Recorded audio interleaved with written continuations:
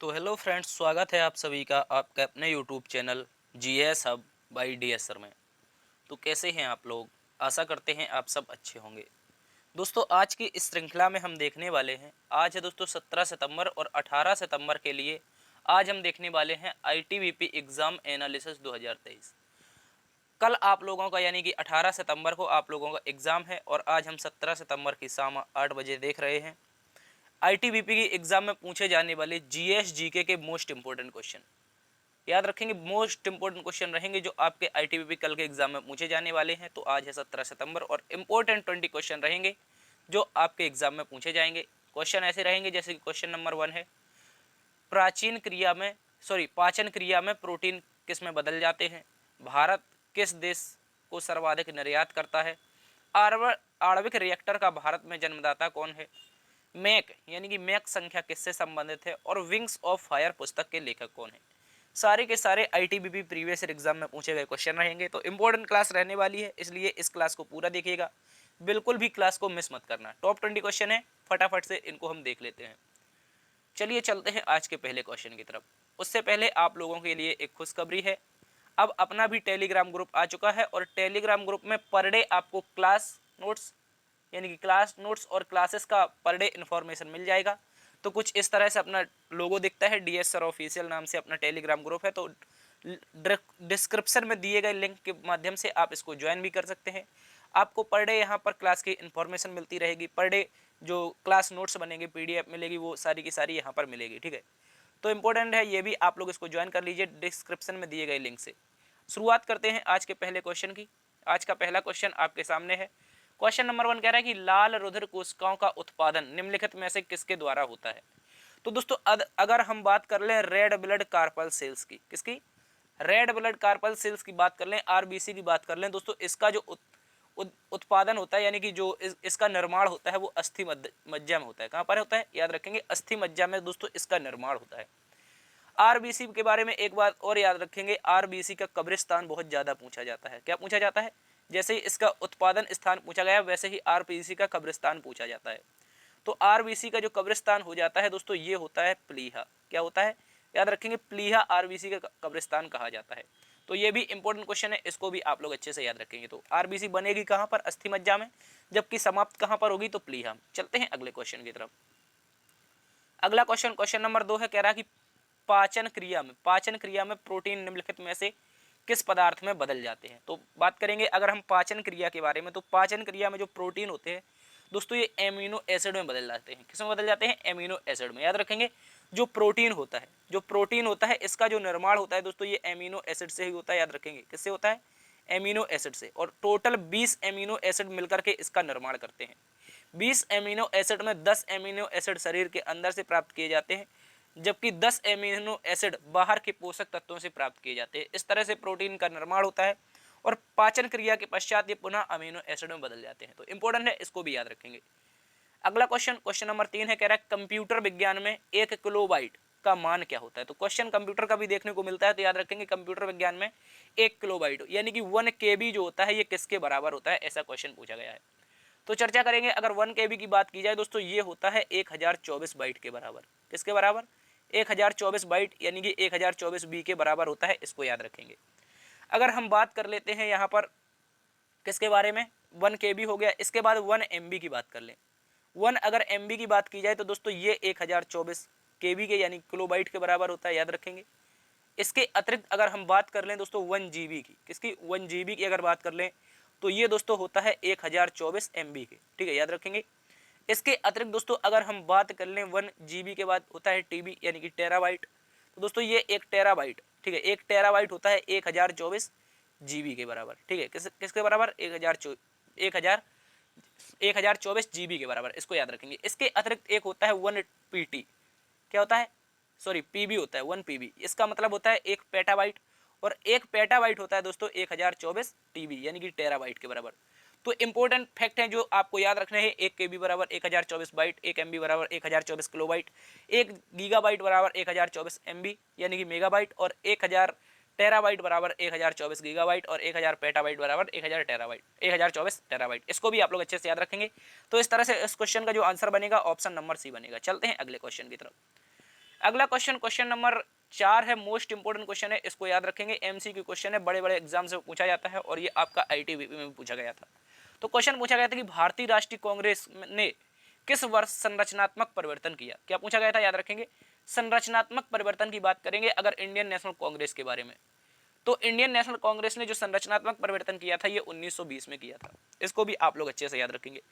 Indian national Congress के कुछ अधिवेशन है, जैसे क्वेश्चन पूछा जाता है कि फर्स्ट अधिवेशन कब हुआ, तो याद रखेंगे 1885 में हुआ। सॉरी, कहाँ पर हुआ, याद रखेंगे 1885 में हुआ और मुंबई में हुआ। कहाँ पर हुआ, मुंबई में हुआ। इसके अतिरिक्त अगला पूछा जाएगा आपसे 1907 का अधिवेशन। क्या पूछा जाएगा, 1907 का अधिवेशन। तो ये बताना है दोस्तों सूरत में हुआ था, ठीक है। इसके अतिरिक्त याद रखना है एक और पूछा जाएगा 1916 का अधिवेशन। ये सारे के सारे इंपॉर्टेंट अधिवेशन है, ये दोस्तों हुआ था लखनऊ में। कहाँ पर हुआ था, लखनऊ में। बहुत इंपॉर्टेंट है, क्वेश्चन याद रखेंगे। इसके अतिरिक्त पूछा जाएगा 1929 का अधिवेशन, ये दोस्तों हुआ था अपना लाहौर में। कहाँ पर हुआ था, लाहौर में। इंपॉर्टेंट है, इसको भी याद रखेंगे। तो ये सारे के सारे अधिवेशन है राष्ट्रीय कांग्रेस के, इंडियन नेशनल कांग्रेस के। इसका जो पहला अधिवेशन था 28 दिसंबर 1885 को, इसकी जब स्थापना हुई थी वही मीटिंग आपका पहला अधिवेशन कहलाती है, जो मुंबई में हुई थी। पहले ये मीटिंग आपकी पुणे में होनी थी, लेकिन प्लेग फैलने के कारण इसको मुंबई शिफ्ट कर दिया था। चलते हैं अगले क्वेश्चन की तरफ। अगला क्वेश्चन, क्वेश्चन नंबर 5 है, कह रहा है किसने कहा था राष्ट्र का नीति निर्देशक तत्व एक ऐसा चेक है जिसे सुविधा पूर्वक भुनाया जा सकता है। तो दोस्तों अगर हम बात कर लें डीपीएसपी के बारे में, किसके बारे में, डीपीएसपी के बारे में, तो याद रखेंगे दोस्तों ये हमने आयरलैंड के संविधान से लिए हैं। कहाँ से लिए हैं दोस्तों, आयरिश संविधान से लिए हैं, ठीक है, इसको याद रखेंगे। और अनुच्छेद 36 से लेकर के अनुच्छेद 51 में डीपीएसपी का जिक्र मिलता है। इसके अतिरिक्त किसने कहा था कि डीपीएसपी एक ऐसा चेक है जिसे सुविधापूर्वक कहीं भी किसी भी बैंक में भुनाया जा सकता है, दोस्तों याद रखेंगे ये कहा था केटी शाह ने। किसने कहा था, मोस्ट इंपोर्टेंट क्वेश्चन है, केटी शाह के द्वारा ऐसा कथन कहा गया था, ठीक है। तो 36 से 51 के बीच याद रखना है डीपीएसपी के बारे में। चलते हैं अगले क्वेश्चन की तरफ। अगला क्वेश्चन, क्वेश्चन नंबर 6 है, कह रहा है निम्नलिखित सिंधु घाटी सभ्यता के लोग निम्न में से किससे परिचित नहीं थे। यानी कि 4 ऑप्शन है, बताना है कि सिंधु घाटी सभ्यता के लोग इनमें से किससे परिचित नहीं थे। तो दोस्तों याद रखेंगे जो सिंधु घाटी सभ्यता थी ये एक कांस्य युगीन सभ्यता थी। कैसी थी, कांस्य युगीन सभ्यता, ठीक है, याद रखेंगे कांस्य युगीन सभ्यता, ठीक है। इसको क्या कहते हैं, कांस्य युगीन सभ्यता कहते हैं। और ये जो सिंधु घाटी सभ्यता के लोग थे इनको लोहे का बिल्कुल भी परिचय नहीं था। किसका, लोहे का, यानी कि आयरन के बारे में बिल्कुल भी नहीं जानते थे, याद रखेंगे सिंधु घाटी सभ्यता के लिए। तो ऑप्शन नंबर बनेगा 2 जो इसके बारे में जो सिंधु घाटी सभ्यता के निवासी थे इनसे अपरिचित थे। चलते हैं अगले क्वेश्चन की तरफ। अगला क्वेश्चन, क्वेश्चन नंबर 7 है, कह रहा है किस संविधान संशोधन के तहत मतदान की उम्र सीमा 21 वर्ष से घटाकर 18 वर्ष कर दिया गया था। तो दोस्तों ये याद रखेंगे जब हम पहले जो व्यक्ति थे, जो लोग हुआ करते थे, वो 21 वर्ष में पहली बार भारत के लिए मतदान कर सकते थे, ठीक है। इसके बाद समय आता है 1988 का। 1988 में एक्ट बनता है और 1989 में यह एक्ट पास हो जाता है और इस समय जो सीमा थी वोट डालने की वो 18 वर्ष कर दी जाती है, याद रखेंगे। 1988 में इस पर चर्चा हुई थी, जबकि 1989 में यह संविधान संशोधन होता है, 61वां संविधान संशोधन, जो कि ऑप्शन नंबर 4 में हमको दिया गया है, 61वां संविधान संशोधन। इंपॉर्टेंट क्वेश्चन है, इसको याद रखेंगे। चलते हैं दोस्तों अगले क्वेश्चन की तरफ। अगला क्वेश्चन, क्वेश्चन नंबर 8 है, कह रहा है ईस्ट तिमोर नामक इंडोनेशियाई द्वीप समूह किसकी पूर्व कॉलोनी थी। यानी कि ईस्ट तिमोर के बारे में अभी पिछले साल चर्चा में रहा था, क्योंकि ये इंडोनेशिया से आज़ाद हो चुका है। किससे, याद रखेंगे, इंडोनेशिया से आज़ाद हो चुका है ईस्ट तिमोर। और ईस्ट तिमोर जो है ये दोस्तों 11वां देश बना है। 11वां देश बना है किसका, याद रखेंगे, ईस्ट तिमोर हमारा 11वां देश बना है आसियान का। किसका, किसका बना है, आसियान का, association of south east Asian nation, ठीक है, south east Asian nation ASEAN, ठीक है, इसको याद रखेंगे। आसियान का क्या बना है दोस्तों, ये आपका 11वां सदस्य बना है ईस्ट तिमोर, या फिर इसे कहा जाता है तिमोर लेस्टे। जो तिमोर लेस्टे था दोस्तों 1975 में, याद रखेंगे 1975 में यह पुर्तगाल से क्या हुआ था, आज़ाद हुआ था, ठीक है। तो पुर्तगाल की एक पूर्व कॉलोनी थी ईस्ट तिमोर। इंपॉर्टेंट क्वेश्चन है, इसको भी याद रखेंगे। चलते हैं दोस्तों अगले क्वेश्चन की तरफ। अगला क्वेश्चन, क्वेश्चन नंबर 9 है, कह रहा है कि मैक संख्या निम्न में से किससे संबंधित है। अगर बात कर लेते हैं मैक संख्या के बारे में, तो मैक संख्या क्या होती है दोस्तों, याद रखेंगे, ये हवाई जहाज में गणना की जाने वाली हवाई जहाज की जो गति होती है, जो फाइटर जेट्स होते हैं इनकी जो गति की जाती है वो मैक में गति की जाती है, ठीक है, मापी जाती है। तो मैक संख्या का जो संबंध हो जाएगा हवाई जहाज से हो जाएगा। इंपॉर्टेंट क्वेश्चन है, याद रखेंगे। चलते हैं अगले क्वेश्चन की तरफ। अगला क्वेश्चन, क्वेश्चन नंबर 10 कह रहा है दोस्तों लॉर्ड विलियम बेंटिक ने किस समाज सुधारक के प्रयास से भारत में सती प्रथा को अवैध घोषित किया था। अगर दोस्तों हम बात कर लें लॉर्ड विलियम बेंटिक के बारे में, तो समय था 1829 का। 1829 का समय था और बंगाल में सती प्रथा का विरोध चल रहा था और सती प्रथा को राजा राम मोहन राय जी के प्रयासों से क्या कर दिया गया, पूरे बंगाल में बैन कर दिया। इसके बाद समय आता है 1833 का। 1833 के समय में इस सती प्रथा को पूर्ण रूप से पूरे भारत में प्रतिबंधित कर दिया। कहाँ पर? पूरे भारत में जब प्रतिबंधित किया गया था समय था 1833, और जबकि 1829 में बंगाल में बैन किया गया था। इसको भी याद रखेंगे। इसके अतिरिक्त इसका कानून नंबर था 17A। कानून नंबर 17A के तहत विलियम बेंटिक ने सती प्रथा को भारत में बंद किया था। चलते हैं अगले क्वेश्चन की तरफ।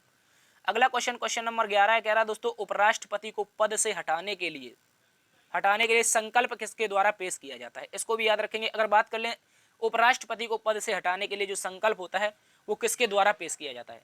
देखिए दोस्तों, जो वाइस प्रेसिडेंट होता है, कौन होता है? Vice president. आप सभी को पता है जो वाइस प्रेसिडेंट होता है ये राज्यसभा का हेड होता है। किसका होता है? आरएस का हेड होता है। इसलिए राज्यसभा के जो सदस्य होते हैं इनके द्वारा सर्वप्रथम प्रस्ताव लाया जाता है राज्यसभा में। याद रखेंगे, इसी कारण जब राष्ट्रपति को उसके पद से हटाना है तो राज्यसभा के जो सदस्य होंगे उनके खिलाफ क्या करेंगे? संकल्प प्रस्तुत करेंगे, यानी कि इनको जो भी सिस्टम होगा उसका प्रयोग करेंगे। तो ठीक है, याद रखेंगे राज्यसभा में सबसे पहले संकल्प लिया जाता है, या फिर राज्यसभा के द्वारा सबसे पहले संकल्प पेश किया जाता है। चलते हैं अगले क्वेश्चन की तरफ। अगला क्वेश्चन, क्वेश्चन नंबर 12 है दोस्तों, कह रहा है कि उत्तरी ध्रुव दक्षिणी ध्रुव की ओर तथा दक्षिणी ध्रुव उत्तरी ध्रुव की ओर होती है, यह कथन किसमें लागू होता है? तो दोस्तों याद रखेंगे, ये हमारी है एक तरह से पृथ्वी, और पृथ्वी में कुछ इस तरह का जो एरिया कहलाता है ये नॉर्थ पोल कहलाता है। क्या कहलाता है? North pole. और इस तरह का जो एरिया है नीचे का एरिया ये दोस्तों कहलाता है साउथ पोल। ठीक है, साउथ पोल। और ये जो साउथ पोल और नॉर्थ पोल हैं एक दूसरे को अपनी ओर आकर्षित कर रहे हैं। याद रखेंगे, एक दूसरे को अपनी ओर आकर्षित कर रहे हैं। और ये जो घटना होती है दोस्तों ये किसके कारण होती है? पृथ्वी का जो चुंबकीय ध्रुव होता है इसके कारण होती है। चुंबकीय ध्रुव के कारण यह घटना होती है। याद रखेंगे, इंपॉर्टेंट क्वेश्चन है। इस क्वेश्चन का आंसर ऑप्शन नंबर ए सही हो जाएगा। ठीक है, चलते हैं अगले क्वेश्चन की तरफ। अगला क्वेश्चन, क्वेश्चन नंबर 13 है दोस्तों, कह रहा है कि महात्मा गांधी ने निम्न में से किस में भूख हड़ताल किया था? यानी कि महात्मा गांधी जी के द्वारा निम्नलिखित में से ऐसा कौन सा आंदोलन था, इनमें से कौन सा आंदोलन था जिसमें सर्वप्रथम भूख हड़ताल का उपयोग किया गया या फिर प्रयोग किया गया? तो दोस्तों याद रखेंगे, ये समय था 1918 का, और 1918 के समय गुजरात के अहमदाबाद में मजदूर मिल आंदोलन चल रहा था। और इसी मजदूर मिल आंदोलन में गांधी जी के द्वारा पहली बार भूख हड़ताल का प्रयोग किया गया था। इसको याद रखेंगे। इसके अतिरिक्त चंपारण आंदोलन 1917 में दोस्तों ये हुआ था बिहार में। इसको याद रखेंगे। इसके अतिरिक्त खेड़ा सत्याग्रह आपका हुआ था 1918 में, ये भी हुआ था। जबकि अहमदाबाद मजदूर मिल आंदोलन, इसमें गांधी जी ने पहली बार भूख हड़ताल का प्रयोग किया था। चलते हैं अगले क्वेश्चन की तरफ। अगला क्वेश्चन, क्वेश्चन नंबर 14 कह रहा दोस्तों, पंचायती राज से संबंधित संविधान के 72वें संशोधन पर अपनी सम्मति किस समिति ने प्रकट की थी? ठीक है, याद रखेंगे। देखिए, जो 73वां संविधान संशोधन आया था, 73वां जो कॉन्स्टिट्यूशनल अमेंडमेंट आया था, याद रखेंगे, इस पर जो 72वां संविधान संशोधन हो रहा था उस समय 1992 में। कब हो रहा था? 1992 में। और 1992 में जो संविधान संशोधन हो रहा था दोस्तों, ये इसमें एक समिति थी जिसका नाम था संयुक्त संसदीय समिति। ठीक है, संयुक्त संसदीय समिति में 72वें संविधान संशोधन के तहत एक सम्मति बनी थी जिसके द्वारा 73वां संविधान संशोधन किया जाना था। और जो 72वां संविधान संशोधन था ये नागालैंड में जो विधानसभा होती है, कहाँ पर? याद रखेंगे, नागालैंड में। याद रखेंगे, नागालैंड में जो विधानसभा है दोस्तों, इस नागालैंड की विधानसभा में जो अनुसूचित जनजाति है इसकी सीट के लिए, नागालैंड की विधानसभा में अनुसूचित जनजाति की सीट का जो निश्चय करना था वो इसका संबंधित था 72वें से। जबकि 73वां संविधान संशोधन था पंचायती राज्य से संबंधित। इसको भी याद रखेंगे। तो इसमें जो समिति थी वो कौन थी? संयुक्त संसदीय समिति। अगला क्वेश्चन, क्वेश्चन नंबर 15 है दोस्तों, कह रहा है कि भारत किस देश को सबसे अधिक निर्यात करता है? देखिए, भारत की अगर बात की जाए तो भारत की बात की जाए अगर एक्सपोर्ट की, किसकी? एक्सपोर्ट की। एक्सपोर्ट जो दोस्तों भारत करता है सर्वाधिक यूएसए को करता है। किसको करता है? यूएसए को, यानी कि यूनाइटेड स्टेट ऑफ अमेरिका, संयुक्त राज्य अमेरिका को दोस्तों भारत सर्वाधिक क्या करता है? एक्सपोर्ट। जबकि दोस्तों जो भारत है ये अपना इंपोर्ट कहाँ से करता है सर्वाधिक? तो याद रखेंगे, ये दोस्तों करता है चाइना से। कहाँ से करता है? भारत का जो सर्वाधिक इंपोर्ट है वो चाइना से, जबकि एक्सपोर्ट सर्वाधिक किससे है? याद रखेंगे, यूएसए से है। इंपॉर्टेंट क्वेश्चन है, अच्छे से याद रखेंगे। जबकि भारत की बात की जाए तो तेल खरीदने के मामले में भारत रूस को प्रथम स्थान पर रखता है। चलते हैं अगले क्वेश्चन की तरफ। अगला क्वेश्चन है क्वेश्चन नंबर 16, कह रहा है द विंग्स ऑफ फायर पुस्तक के रचनाकार कौन है? तो द विंग्स ऑफ फायर की बात की जाए दोस्तों ये मोस्ट इंपोर्टेंट क्वेश्चन है। इसको आप लोग स्टार बना के नोट करेंगे, याद करके जाएंगे, ये एग्जाम में कल आपके छपेगा। तो इसके जो रचनाकार हैं वो दोस्तों एपीजे अब्दुल कलाम है। विंग्स ऑफ फायर पुस्तक के रचनाकार डॉक्टर एपीजे अब्दुल कलाम है, जिन्हें मिसाइल मैन के नाम से जाना जाता है। और 1999 में दोस्तों इस पुस्तक का क्या हुआ था? विमोचन हुआ था या प्रकाशन हुआ था। इसको भी याद रखेंगे। चलते हैं अगले क्वेश्चन की तरफ। अगला क्वेश्चन, क्वेश्चन नंबर 17, भारत में आणविक रिएक्टर के जन्मदाता कौन माना जाते हैं? ठीक है, अगर बात कर लेते हैं भारत में आणविक रिएक्टर के जन्मदाता के बारे में दोस्तों, तो ये माने जाते हैं डॉक्टर होमी जहांगीर भाभा। ठीक है, याद रखेंगे, डॉक्टर होमी जहांगीर भाभा भारत में आणविक रिएक्टर के जन्मदाता माने जाते हैं। इसको भी याद रखना है। चलते हैं अगले क्वेश्चन की तरफ। अगला क्वेश्चन, क्वेश्चन नंबर 18 है, कह रहा है 42वें संविधान संशोधन में निम्न में से क्या जोड़ा गया था। तो दोस्तों अगर बात कर लें 42वें संविधान संशोधन के बारे में, सबसे पहले तो इसको दोस्तों कहा जाता है लघु संविधान। क्या कहा जाता है? लघु संविधान। ठीक है, बहुत इंपॉर्टेंट क्वेश्चन है, इसको याद रखेंगे, लघु संविधान कहा जाता है। इसमें कई सारे संशोधन हुए थे, जैसे फंडामेंटल ड्यूटी यानी कि मौलिक कर्तव्यों में संशोधन हुआ था। ठीक है, मौलिक कर्तव्य इसी संशोधन के तहत पहली बार संविधान में जोड़े गए थे, इसको याद रखना है।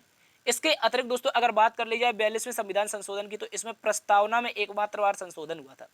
ठीक है, प्रस्तावना में एकमात्र बार संशोधन होता है जिसमें 3 वर्ड जोड़े जाते हैं, पहला, दूसरा और तीसरा। ठीक है, तो कौन कौन से वो वर्ड थे याद रखेंगे, उन्हीं में से एक शामिल था इन्हीं वर्डों में आपका धर्मनिरपेक्षता। क्या कहता है दोस्तों? धर्मनिरपेक्षता, या फिर इसी को कहा जाता है पंथ निरपेक्षता। याद रखेंगे, इसको क्या कहा जाता है? पंथ निरपेक्षता। ये सारे के सारे आपके क्या थे? संबंधित थे, तो इंपॉर्टेंट है, इसको याद रखेंगे। तो प्रस्तावना में 3 शब्द जोड़े गए थे, आप लोग इनको कमेंट बॉक्स में छाप के बताएंगे कौन कौन से वो शब्द थे। चलिए दोस्तों अगर हम बात करें उन शब्दों के बारे में जो प्रस्तावना में जोड़े गए थे, तो सबसे पहला तो था पंथ निरपेक्ष। क्या था? पंथ निरपेक्ष, जैसे हम धर्म निरपेक्ष के नाम से भी जानते हैं। ठीक है, पंथ निरपेक्ष था। और उसके अतिरिक्त एक और शब्द था, जो दूसरा शब्द था समाजवाद। ठीक है, क्या था? समाजवाद। ठीक है, समाजवाद।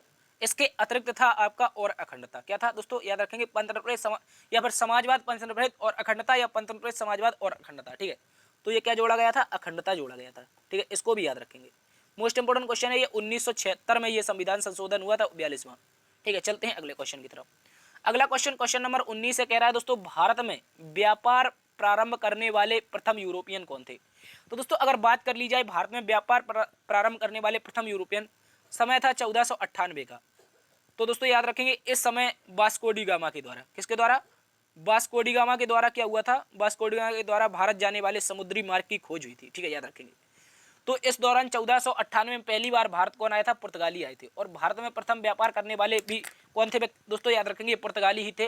वास्को डी गामा यहाँ पर आया और यहाँ से मसाले लेकर गया, और उसने कई महंगे दामों पर यूरोप में मसाले बेचे थे। ठीक है, तो याद रखेंगे, पहला व्यापार वास्को डी गामा की टीम ने किया था और 1498 में ये भारत आया था।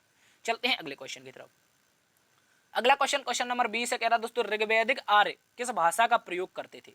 दोस्तों जो ऋग्वैदिक काल में जो आर्य लोग थे, ये आर्य लोगों की बात की जाए, दोस्तों याद रखेंगे, ये प्राचीन भारत के इतिहास से माने जाते हैं। और ये जो दोस्तों लोग थे, ये किस भाषा का प्रयोग करते थे? दोस्तों याद रखेंगे, आर्यों की जो भाषा थी वो संस्कृत भाषा थी। कौन थी? संस्कृत भाषा। और आर्यों ने जो ग्रंथ लिखे हैं, जो वेद लिखे हैं, ये सारे के सारे जो भी चीज़ें लिखी हैं, ये सारी की सारी संस्कृत भाषा में ही लिखी हैं। तो इंपॉर्टेंट क्वेश्चन है, इसको भी आप लोगों को याद रखना है। आर्यों की जो भाषा थी संस्कृत थी, जबकि प्राकृतिक भाषा, जो प्राकृत भाषा थी, ये दोस्तों बौद्ध धर्म से संबंधित भाषा थी। ठीक है, इसको भी याद रखेंगे। चलते हैं अगले क्वेश्चन की तरफ। तो दोस्तों आशा करते हैं जो टॉप 20 क्वेश्चन आज हमने कवर किए, ये आपको पसंद आए होंगे, याद रखेंगे। और ये इंपॉर्टेंट क्वेश्चन है, ये आपके एग्जाम में 100% पूछे जाने वाले हैं। इसलिए यदि क्लास पसंद आई है तो एक बार से सेशन को लाइक कर दीजिए, दोस्तों में सेशन को शेयर करिए। यदि चैनल पर पहली बार आए हैं, आप पहली बार विजिट कर रहे हैं, तो अपने चैनल को सब्सक्राइब भी कर लीजिएगा। इस तरह के विभिन्न प्रकार के क्लासेस के लिए अपने चैनल को सब्सक्राइब करें और देखते रहिए GSF बाय DS सर। बड़ों का सम्मान करना, छोटों को प्यार देना। तब तक के लिए अपना भी ख्याल रखना। मिलते हैं कल नई क्लास में। और हाँ, अपना टेलीग्राम ग्रुप जरूर ज्वाइन कर लेना, वहाँ पर आपको निरंतर रीजनिंग क्लास और GS क्लास से संबंधित नोटिफिकेशन मिलते रहते हैं और PDF मिलती रहती है। ठीक है, तो दिए गए डिस्क्रिप्शन के लिंक से टेलीग्राम को ज्वाइन कर लीजिएगा। ठीक है, धन्यवाद, अपना ख्याल रखना, जय हिंद।